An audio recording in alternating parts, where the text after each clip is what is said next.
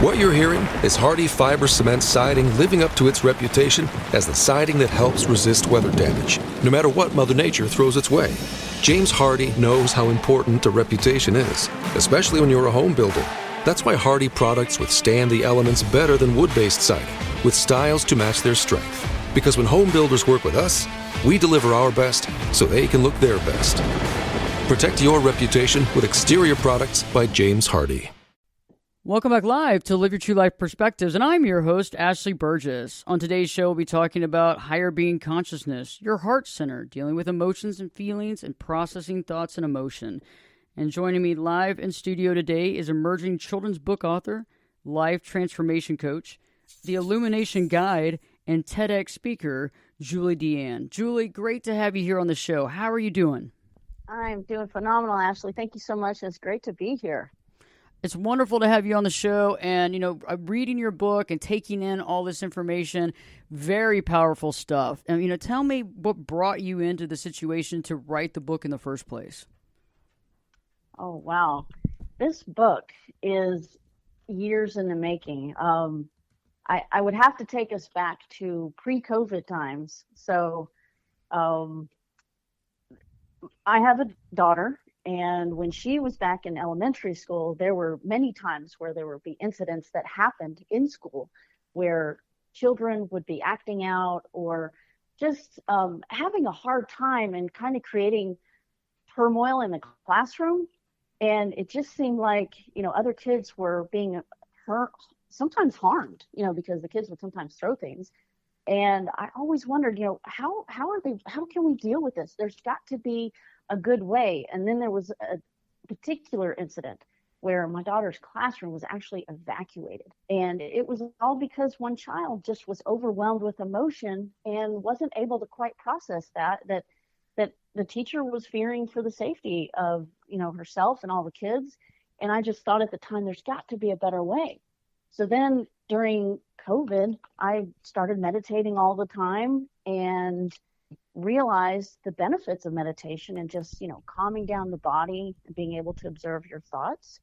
And it was during these meditations that I actually got the inspiration to write this children's book, the whole format, the way it's laid out, to kind of teach kids how their thoughts produce feelings in their bodies and how we use our thoughts to label these feelings as emotions. And then the emotions are really energy and motion. They're what prompt us to take action in our lives.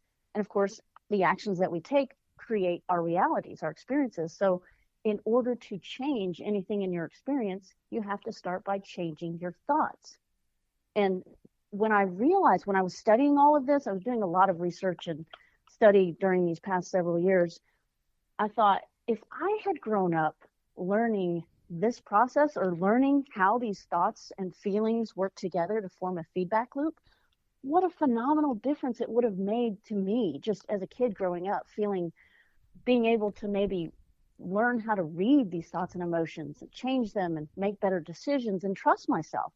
And I want that for kids, and I want that for my daughter. So I started working with my daughter and had her give me feedback on the scenarios. We picked scenarios that situations that kids typically find themselves in, like being afraid to speak up in class, or maybe a kid says something about their clothing that isn't very nice or makes fun of them, or maybe they're not picked on the team or they're picked last. How are you going to deal with that? What kind of thoughts are you going to think, and how are you going to turn that situation around? And those are the kinds of things that this book illustrates, and that's the reason behind it, is to get kids to realize that you can choose your thoughts. And by choosing different thoughts, you can actually change your emotions, and that's going to change your life.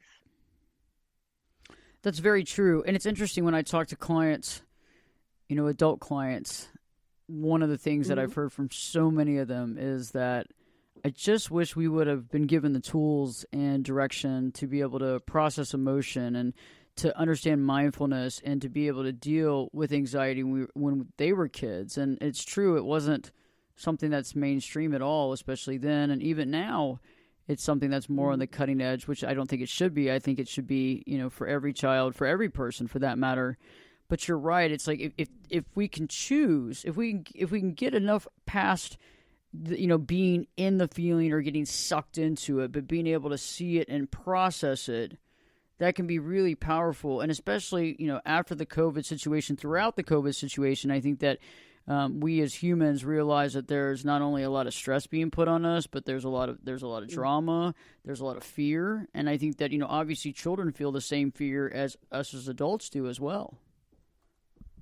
Absolutely. And so I find it very interesting. So explain to me a little bit when you talk about, let's talk about the heart center, because I think that's very important, and I've learned a lot about that. Tell me more about the heart center and the part that plays for the individual. Well, to me, connecting, see, we have our centers of energy. Everything is energy. Start with that. Everything is energy. The whole body is energy. This has been proven by science. So, we tend to think that our brains are what drive the body, but that's not exactly true.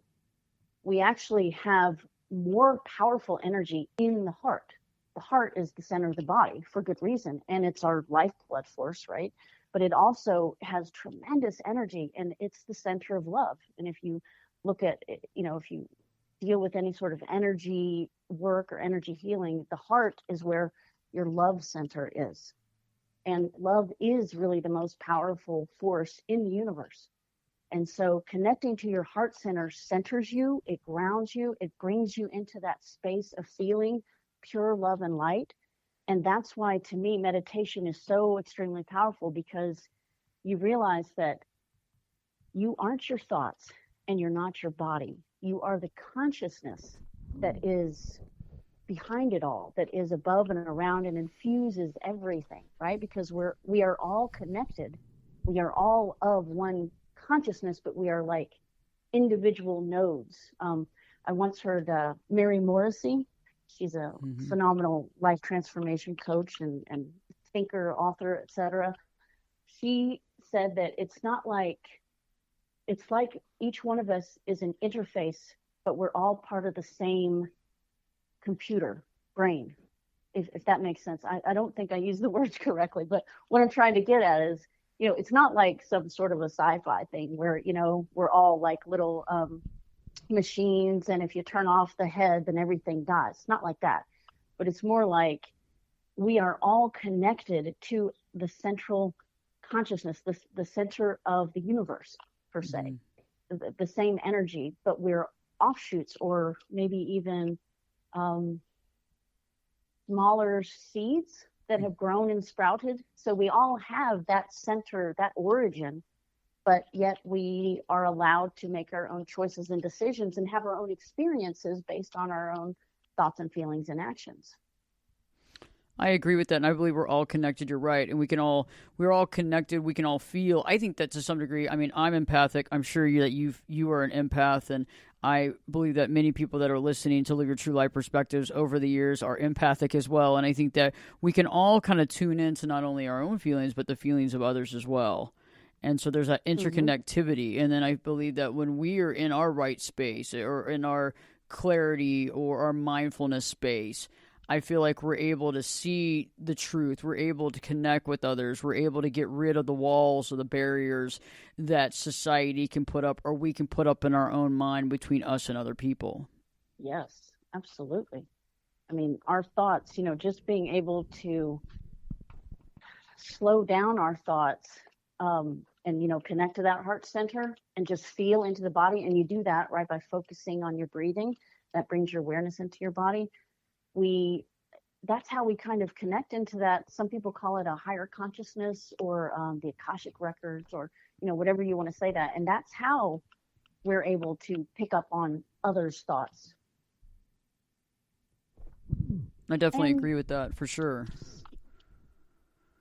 Yeah, and send our own sort of energetic thought out into the universe, right? Because thoughts are electric; they send out a signal. And then the feeling in the body, Dr. Joe Dispenza talks about this, the feelings in your body are magnetic. So they're drawing back to you what it is that you're wanting and you're focusing on.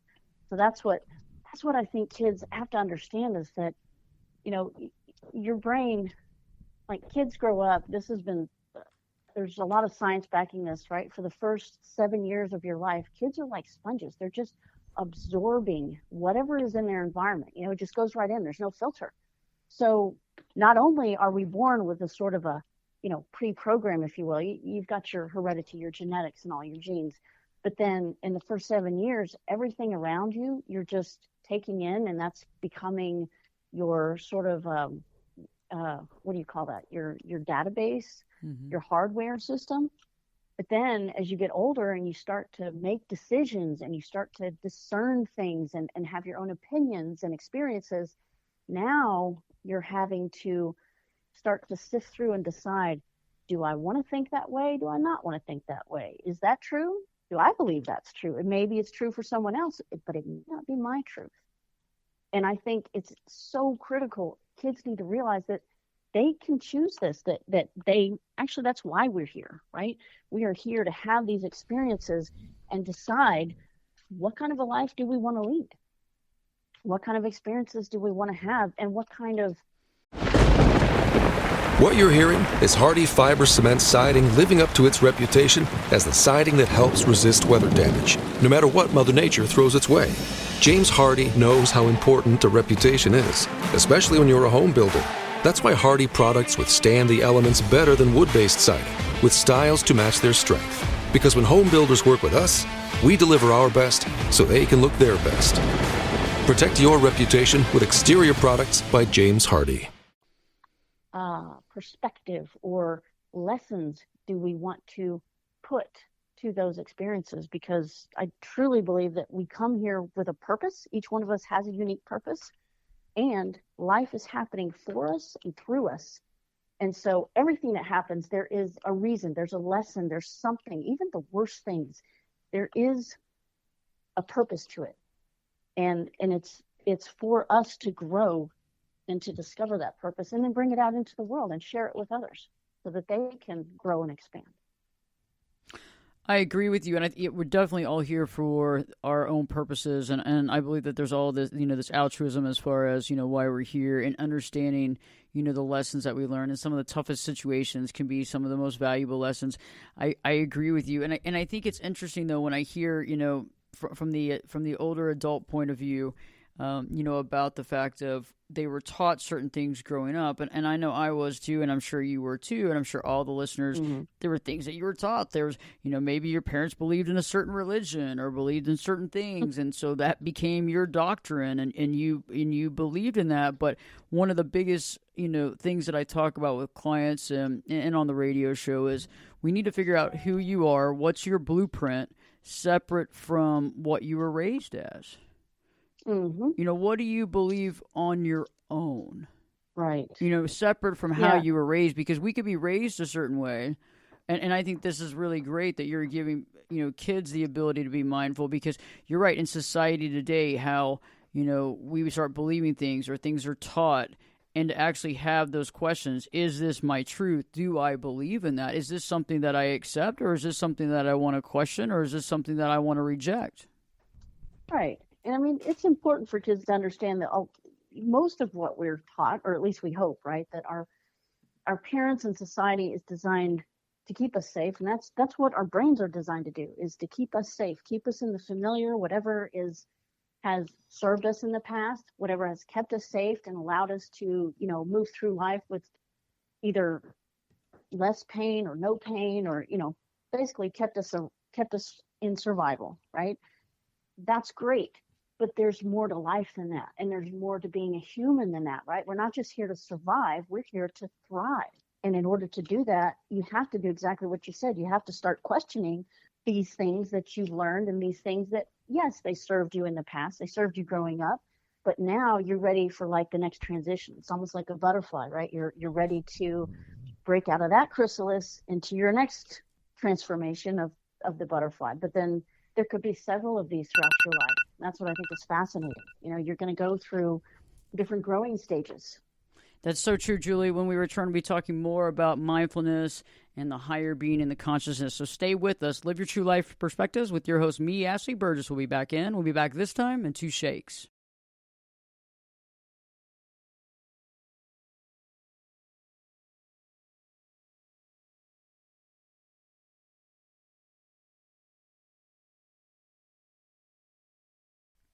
Welcome back live to Live Your True Life Perspectives, and I'm your host, Ashley Burgess. On today's show, we're talking about mindfulness, about choice, about being able to choose, about our higher consciousness. And Julie Deanne has been joining me. She's the emerging children's author of this amazing book that we're going to dive into, Which Would You Choose? And we're going to be diving into that in our next segment because we want to deep dive into this really amazing book because it goes through daily situations, circumstances, events, and experiences that, children experience as well as us as adults. Anybody will have experience or will experience it in their life. Julie, right before the break, we were talking about, how the brain does, keep us safe. It safeguards us. But sometimes in the safeguarding process, there can be fear or there can be things that hold us back. Could you talk more about that? Yeah, absolutely. So, right, the brain is designed to keep us safe and away from pain and basically just to keep us alive, right? That's its number one function. But its secondary function, once we are feeling safe and cared for, right, the next function is actually creation. It's why when you get rested, when you're fed, when you're in a safe place and you're feeling good, that's when all of those creative thoughts start coming up. Because whatever you're focusing on, your brain in the background, the subconscious, it's always working on whatever it is that you're focusing on. So this brings us back to the whole purpose for the book, which would you choose? Whatever you focus on is growing, right? Where focus goes, energy flows, and it grows. And so whether you're focusing on a negative or a positive, the brain doesn't distinguish. It just says, if you said, don't be late, the brain is going to focus on late, right? Instead of saying, I am always on time. I'm going to be on time. And then the brain is focusing on being on time. It doesn't distinguish the negatives. So that's what kids can start to play with. They could look at a situation, flip it around. A technique I taught my daughter was the flip around, right? Whatever negative thing that you have in your head, you just say, stop, I choose not that. You flip it around, say the opposite, or say what it is that you do want, and focus on that activity. And she actually did this in the pool one day. I was shocked that she'd actually remembered what I told her because it happened like a month after I told her the technique. And that is one of the scenarios in the book called the flip around, the one at the pool. That's amazing. And this can help with anybody that's listening to this show right now. It doesn't matter what age you are.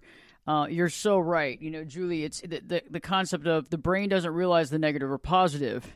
So if you are saying something in a negative way or to some degree, it's going to create that, like the idea of you're late. That is very interesting. Yes. But people, we have to be in the mindset to realize that, though, to be able to make those changes and to be able to be aware of how we speak to ourselves. Oh, absolutely. Yeah, the negative self-talk, and that's another of the scenarios in the book. Negative self-talk is huge, and it's a big problem. And once again, kids need to realize this early, right? Instead of telling yourself, don't do that, don't do that, flip it around. Say the positive. I always make friends easily. I always get along with people, instead of saying, I don't know how to make friends, right? You got to flip that thing around and you'll start to see the difference. And you'll feel better, first and foremost. That is so true, Julie. This is amazing. Don't change the channel. Don't change it. We have so much to talk about in today's show. We're going to go through the entire book. Which would you choose? And some of the best pieces that we're really going to pull out. Well, everything's great, but we don't have hours and hours, so we have to limit some of our time. So we want to talk about the flip around, the negative self-talk, scary but exciting opportunities, and the list goes on. And also where we can find Julie, where you can find the book, because this is great for anybody. This is information that we all need to be living our life. If we want to have that life that we want to live, we want to live that true life and be able to be productive and be happy and be successful, because it's only going to propel us forward. So stay tuned. We'll be talking more about that. And also later on in the hour, some golden nuggets of wisdom that Julie is going to share with the Live Your True Life audience. So stay tuned. We have a lot more coming up. Live Your True Life Perspectives with me, your host, Ashley Burgess, will be back in. I'll be back this time. You know it. I'll be back this time in 2 shakes.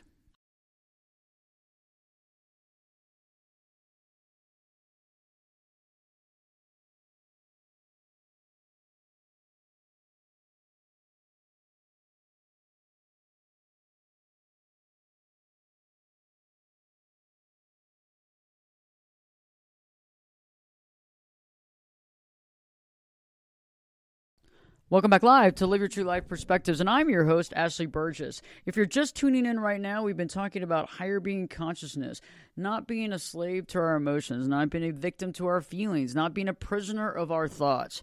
And Julie Deanne has been joining me. She's the emerging children's author, and her greatest book right now that I just have fallen in love with is Which Would You Choose? And I just love this book, and I love the use of the sloths because I think it's great because, you know, us as children and us as adults identify with other children, identify with other adults, and I think that the sloth is a great, great character for this book, Julie, because, you know, it's just, it's I don't know, it's just cool, it's fun, and it's something that kids love, and they don't judge themselves by, like, that kid doesn't look like me, or I don't look like that child. Is that kind of why you picked that? Yes, Ashley, you said it beautifully. That's precisely the reason that we picked the sloth. Not only is it a popular kind of the hot animal right now that kids just love, but it's also serene. It's androgynous, right? You can't tell if it's a male or female. And to me, that was also really important. That and it's one of the reasons why all of the names in the book are also unisex, and I don't use personal pronouns, he, she, his, her, none of that, because the goal here is to appeal to the widest audience, to cross all genders, all races, all ethnicities, religions, etc., to just be able to reach the kids and to allow their imaginations to flourish so that they can connect with that character in that scenario and decide for themselves which would they choose, and perhaps what other options are there, because there are an infinite number of possibilities in any situation. So the book is designed to spark discussion between the parent and the child, the teacher and the child, amongst the kids themselves. And that's what I think is really, really makes this book stand apart and makes it unique. I love it. One of my favorite parts I want to talk about right now is the concept, the scary but exciting opportunity. Let's dive into that. Thank you. Yes, this one I struggled with a little bit in the beginning because I wanted to use a scenario that would be relatable, that kids might be able to, whether they've experienced it or not, maybe they've thought about it, but I didn't want it to be too outlandish. And I talked with my daughter, and so we decided together we would settle on rock climbing, but it would be like a guided trip, with the ropes and with the instructor. So, nothing too scary. But the important thing here is that, you see, the body experiences both fear and excitement the exact same way. The only difference, your heart races, your palms get sweaty, you get all, you start breathing shallowly, you get all tense, and you feel a lot of emotion in your body. The only difference is your thoughts. Do you choose to label it fear or excitement? And I think that's a key distinction there, because in the scenario, the kid is feeling fear, or the sloth, I should say, is feeling fear about whether to go or not to go. And then you follow down the scenario, the negative thoughts, feeling scared, feeling too shy, all of these negative emotions that just spiral downward, and they kind of lead to a lack of confidence in oneself. And, eventually, right, the sloth kind of loses touch with the friends and isn't getting invited to stuff, versus choosing to look at the scenario in a more positive light, thinking questions like, well, yeah, it's a little scary, but what if it was fun? Or what if I actually enjoy this and find out that I'm really good at it? Or what if, because I go on this trip later on, all my friends and I are able to go like to the Grand Canyon and do some rock climbing? Or, it extends out, it expands out, and then new opportunities arise, and better, deeper friendships arise as well. It's just, it's a spiral effect, whichever path you choose. But in the end, we have to remember we're still the same person. It's just, do you want to take the fun, not easy, but the fun, exciting road, or do you want to take the more difficult, hard road? Mm-hmm. I like how you say that. The more difficult, more challenging, more difficult road. It's very interesting. I love this too. The flip around. I want to have more time to discuss the summer camp or not the summer camp, not the summer camp. But let's jump in because we talked a little bit about it in the first segment. The flip around. Tell me a little bit. Let's deep dive into that because I really like that concept and it's something that works for everybody. And it's so the way that you explain it. It's so attainable. And so let's deep dive into what that actually means and how to put that into practice. Thank you for bringing that up because this one is one of the key techniques that I really wanted to illustrate with this book. So I had read Mel Robbins' The 5-Second Habit, which kind of sparked the creativity here. She says, do 5, 4, 3, 2, 1. And so I started adapting that and saying, well, reset. And then, you know what? If you're thinking a negative thought, you just say, stop, put the brakes on that. Stop. I choose not that. And then you got to choose the opposite, right? So you just flip it around. And when I explained this to my daughter, because I was so excited about this new technique. And I was like, yeah, this is fun. Kids would like this. She kind of shrugged her shoulders and was like, okay, yeah, that makes sense. And she went on her way. And I thought, well, kids, they don't get as excited about things. It's new for me, right?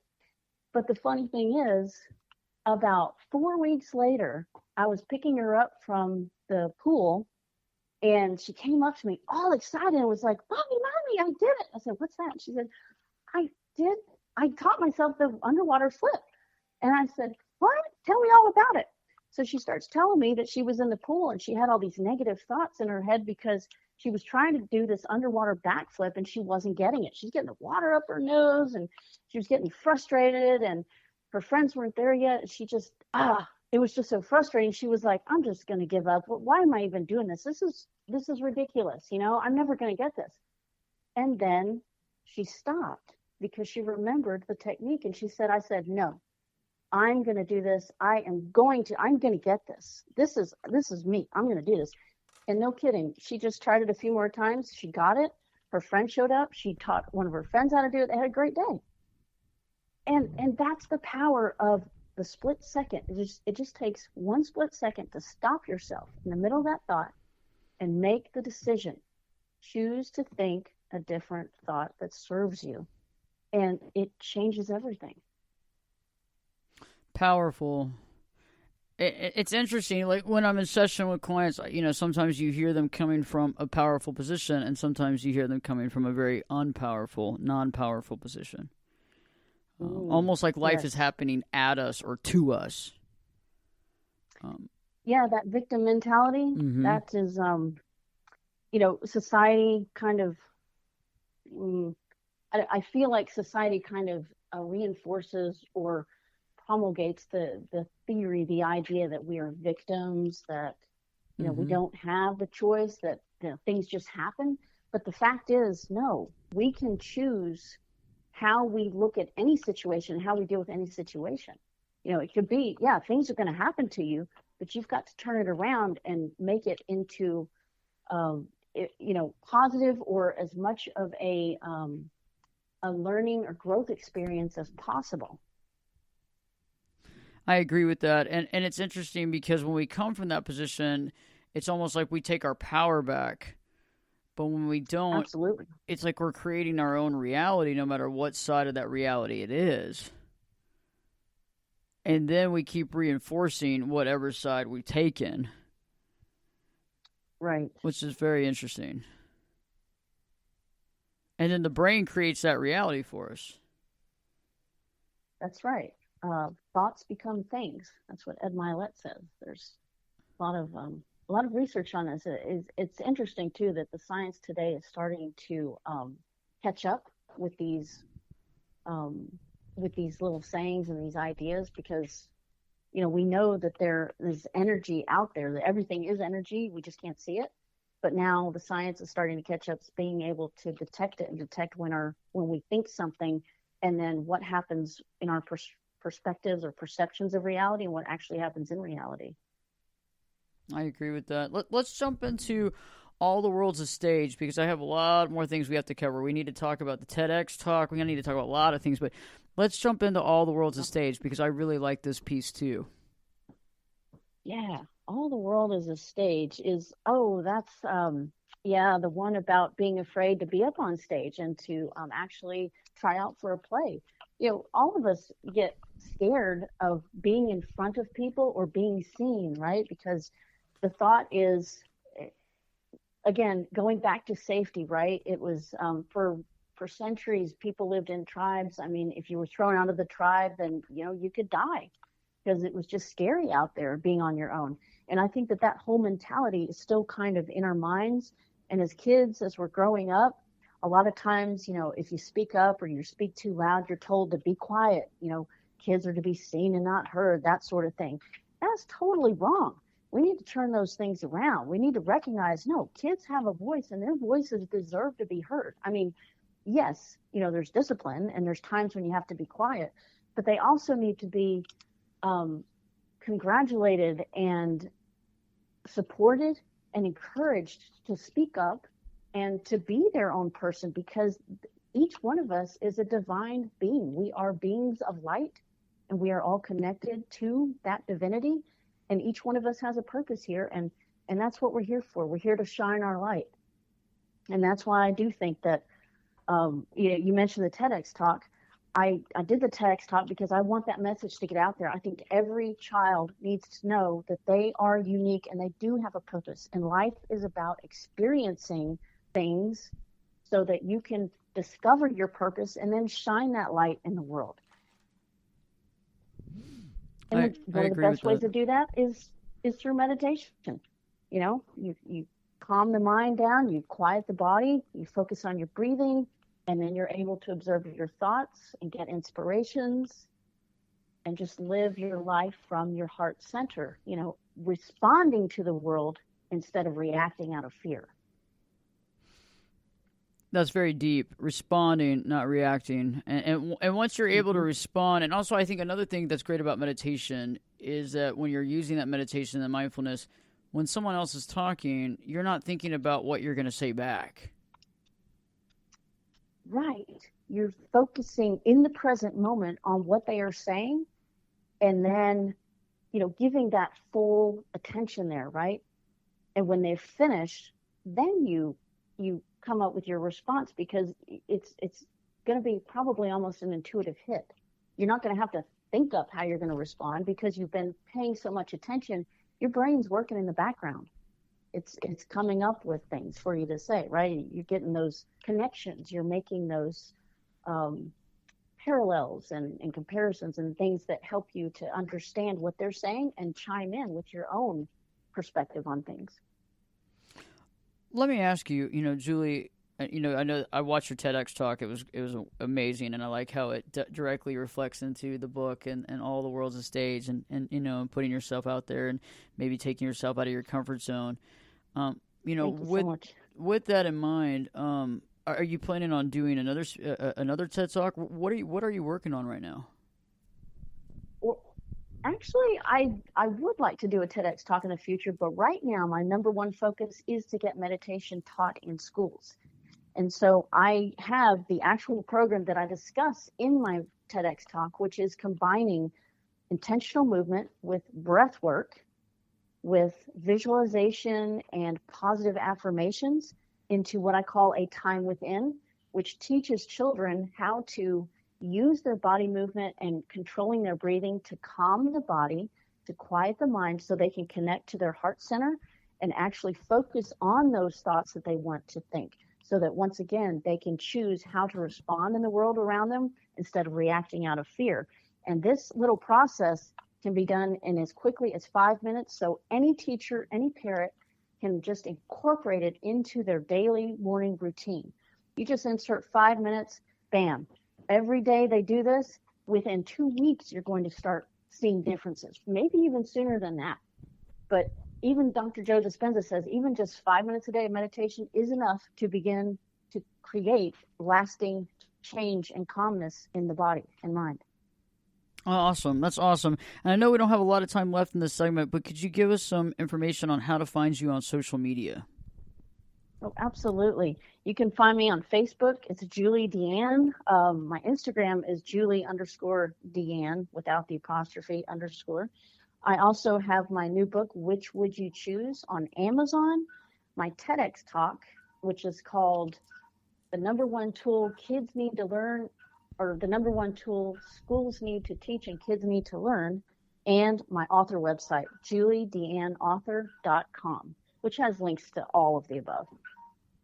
Amazing, Julie. When we return, be talking more. I want to talk to Julie and get the idea on her golden nuggets of wisdom. You know, with everybody that's on the show, I asked them at least 2 nuggets of wisdom to share with our Live Your True Life listeners, because everybody comes from a different perspective and has a different purpose on this planet to share with us. So stay tuned. You don't want to miss these nuggets of wisdom. We'll be right back. Live Your True Life Perspectives with your host, me, Ashley Burgess, will be back in. I'll be back this time in 2 shakes.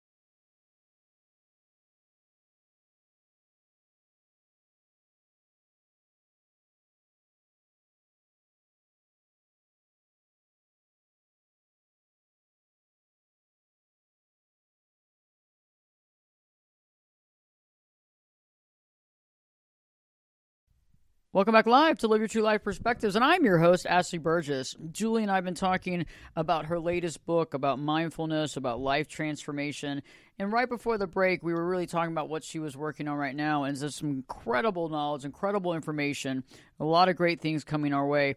Julie, this is the time. So I have to ask you a couple of nuggets of golden wisdom for the Live Your True Life listeners, because we all have our specific purpose in life and our direction, and we can help others and we learn by others. So I'm looking forward to hearing those nuggets. Yes, indeed. Thank you, Ashley. I was thinking about this, and I guess to synthesize everything down, I would say that the number one thing is breathe. It seems so simple, but it is. The very first thing that we come into this world with is our breath, and the very last thing to go when the body goes is the breath. And we just have to remember, even though it's an automatic thing, when you focus on your breathing and you actually consider breathing in deeply from the belly all the way up, and then exhaling, and I like to say breathing in through the nose and then holding it for a couple seconds and then exhaling through the mouth, you will see, just do that 3 times, and you can even count in 8 counts and exhale for 8 counts. You will feel calmer. Your body will instantly start to calm down, and when you do that, you feel better, number one. Secondly, you're able to connect in to your heart center, but you're able to clear your mind and let those crazy racing thoughts slow down, drift down, and think of it like sediment in a juice that you shake it up, and then when you stop shaking the bottle, all the sediment, all the dirt, all the junk settles to the bottom, and now it's clear and you can see through that liquid. It's the same thing. When we stop for a minute, we focus on our breathing and we just connect into our heart center, and we decide, I am safe, I am enough, I am absolutely beautiful just as I am, and absolutely lovable just as I am. Those are some key statements that everybody needs to be saying every single day. You start the morning like that, you end the day like that, you're going to start feeling better. You're going to start leading a happier life. And that leads me to the second golden nugget, which is have fun. We are here in this life to have fun. That's why we're here, to create, to find our purpose, and to have fun doing it. So I'm hoping that everybody will take these golden nuggets and the lessons from the book and just learn how to start shaping their lives into having more fun lives that they truly love. I love that concept, Julie. Just have fun. It's like, I think a lot of times we make things challenging, we make things difficult, and sometimes life is challenging. But yet, it is about having fun and trying to take things a little lighter, and as you say, being more powerful with our words, and coming from that perspective of power and empowerment instead of victim reality. Yes, that is exactly right. Because we are, each one of us, powerful beings. And by making the decision that we are powerful and we can choose our thoughts and change our reality, that's the first step right there. And you just keep doing that every day, and it's going to build. And it's just like a muscle, right? The more that you make those choices, those positive choices, the more you exercise the brain in that way to think of possibility and positive potential, the more your awareness of potentials like that expands and grows. That's very true. The more you do it, the more you can practice it, the more it becomes part of your life. Mm-hmm. Julie, it's been amazing having you here on Live Your True Life Perspectives, and it's you have a great, amazing wealth of knowledge, and I think you're going to be really helping a lot of kids and helping our world. Thank you so much, Ashley. It's been such a pleasure speaking with you here today and being on your show. Thank you again. I think that Julie is right on this. It's just, this is where we need to be at. This is the cutting edge place to be at, the mindfulness. And I know that there are cultures and people that have been doing this forever, and this has been part of their mainstay, but it needs to be part of the mainstay for children and adults all over. And I think that Julie's on to something, and this book is amazing. And I think this book, which would you choose, is very powerful. I mean, we do have the right to choose. We have the ability to choose, and it's how we use that. It's how we use our power to change our lives.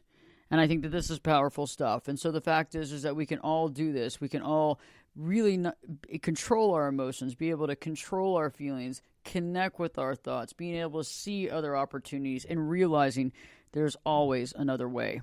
In the meantime, if you haven't checked out the YouTube channel, go check it out. In the meantime, new video content up every single day. Just go to YouTube and put in Ashley Burgess or put in Life Coach Ashley Burgess, and you'll find that information and information that might help your life in some way, shape, or form. We have a great show coming up for you next week. Don't miss it. And Live Your True Life Perspectives with me, your host, Ashley Burgess, will be back in. I'll be back this time. Yep, I'll be back this time in 3 shakes.